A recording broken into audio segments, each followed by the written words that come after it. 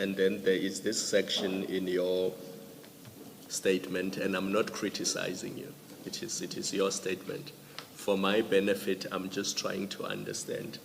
Is the purpose of this section to say that we must not believe the people who gave evidence here because they are also bad people? They have done the things you have mentioned in the statement.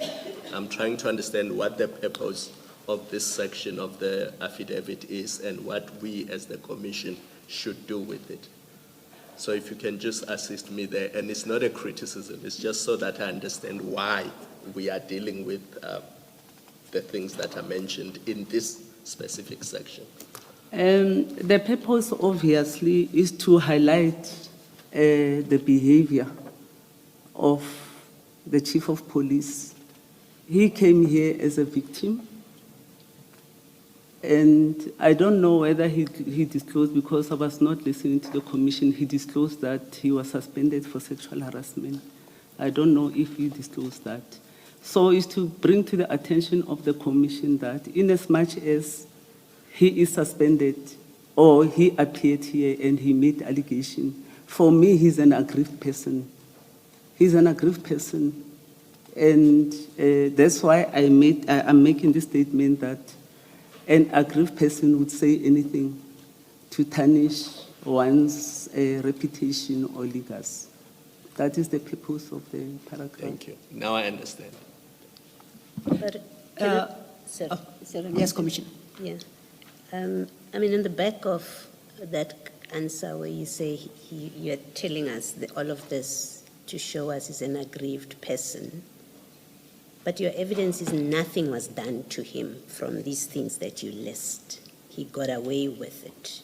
He used your words, he used law enforcement, and he's got counsel protecting him. So according to your evidence or your testimony, he suffered no consequence for the list of things that you are giving, except the suspension in 2024, and we'll come to that. But you've listed a number of things where you say there was no consequence. So how are these evidence or proof of grievance, these things that you are listing in paragraph 50,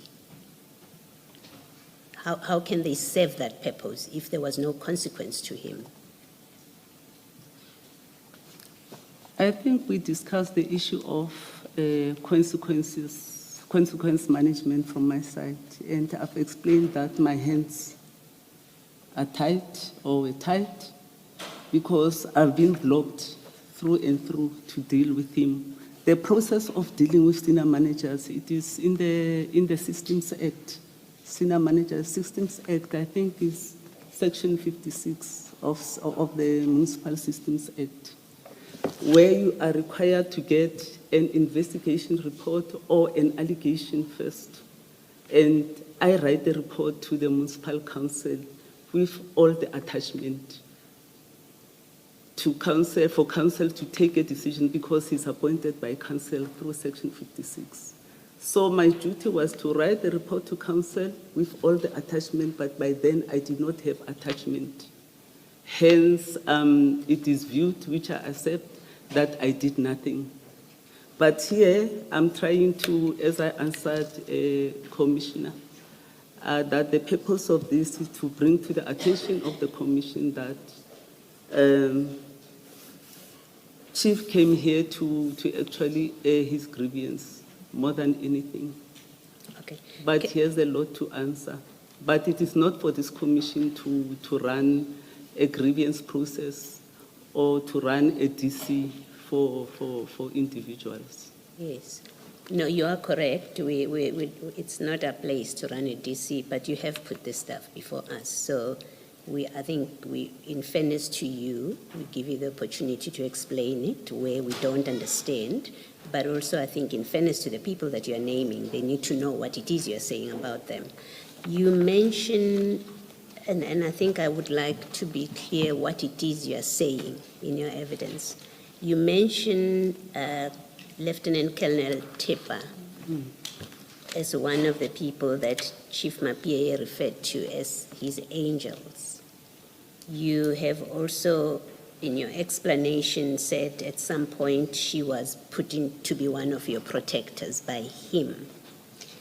But it is in a paragraph where you speak about her. It's in a paragraph where you say Chief Mapieye had children with subordinates who were vulnerable to his abuse of power, including conduct amounting to sexual harassment, coercion, and rape. Just to be clear, from your evidence, are you saying that Kel Tipper is one of the people that you refer to as subordinates that have had children with the chief, that have been the victims of his abuse of power, coercion, sexual harassment, and rape?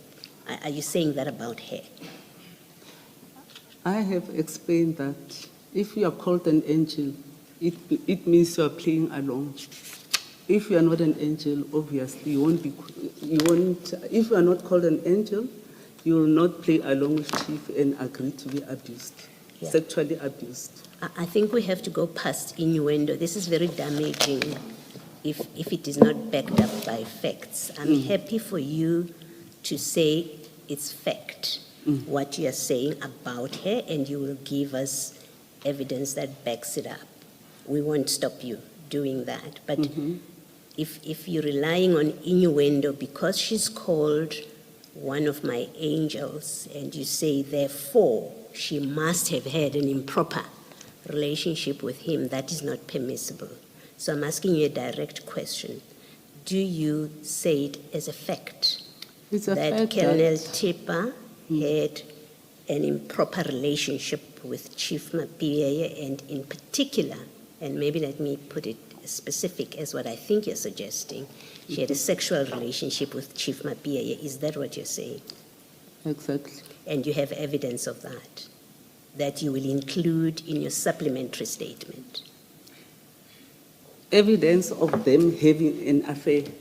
Did you ask for evidence from Xolani? No. Ma'am, did you ask evidence from Neza when he said, I have extramural activities with Mkhwanazi? I'm asking you the question. You don't ask me questions. I ask you questions. So I have no comment. May I please speak? You are a witness. You have to allow me to speak, and we will give you the chance to answer. You make very serious statement about Kel Tipper. I'm not speaking about anybody else at this point. I'm speaking about Kel Tipper. You make a very serious allegation about her. And what I'm asking of you is, if you know as a fact, can we have it in your statement if it is a fact? Because Kel Tipper will have to deal with this. Thank you very much, ma'am. Kel Tipper herself also, she said, I have a close relationship with Mkhwanazi. And I never, in the statement, you asking, or the commission asking them, that do you have evidence that I have a close relationship with Mkhwanazi? Okay. So it's the same answer, ma'am. All right. Thank you for that answer. Chair, before we stand down for tea, may I just ask one question to the witness? Dr. Mashazi, I understand, particularly with reference to your last answer, that it was suggested by one of the witnesses that you had a close relationship with Mr. Mkhwanazi. Do you equate that to a claim by you that a female member, subordinate, had a sexual relationship with their senior at work? Do you place those on par, those two claims? I cannot comment on that.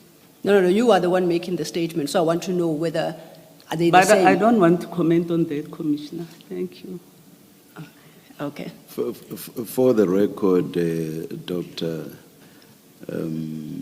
it was actually Commissioner Baloyi who engaged Mr. Nziza on the nature of the relationship. So I'm just saying, for the record, it should become clear that the statement did not just pass without engagement. Commissioner Baloyi engaged Mr. Nziza to get an idea of what exactly the proximity, I think that's the word Mr. Ntsiza used, what exactly he meant by proximity. So Mr. Ntsiza was engaged on that issue, for the record. And also, a video was played in which Brigadier Mkhwanazi went so far as to say that he would die for you, he would take a bullet for you. So some evidence was led with regard to the nature of the quote-unquote proximity or the quote-unquote relationship. Not suggesting a sexual relationship, improper relationship, or anything. So some objective evidence was led as to what in the end we will make of it. We will decide at the appropriate stage. So I'm just putting that on the record to make sure that you do not leave this commission saying that, as you were suggesting to Commissioner Baloyi, that there was no engagement at all with regard to the relationship that Mr. Ntsiza was suggesting. Yeah, May we take the